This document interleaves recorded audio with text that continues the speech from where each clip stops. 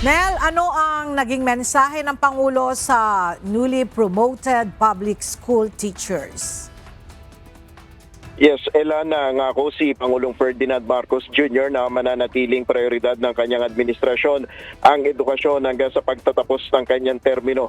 Ito ang tiniyak ng Pangulo ng kanyang saksihan ng panunumpa sa tungkulin na nasa 2,000 bagong promote na mga guro ng probinsya ng Bulacan at Pampanga. Ayon kay PBBM, aabot sa mahigit 1.34 trillion pesos ang inilaang pondo para sa sektor ng edukasyon sa taong ito, katumbas ng higit 4% ng national economy.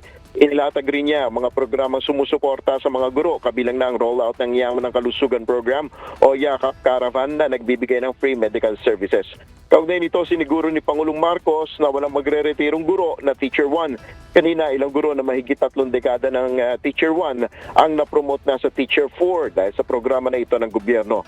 Ayon sa Department of Education, naabot sa 16,000 teachers sa buong bansa ang promoted sa ilalim ng Expanded Career Progression System. Mayroon pang 40,000 na aplikasyon ng nakaabang at kasalukuyan pang nire-repaso. Yan muna ang ating update. Balik sa iyo, Ella. Maraming salamat, Nel Maribohok.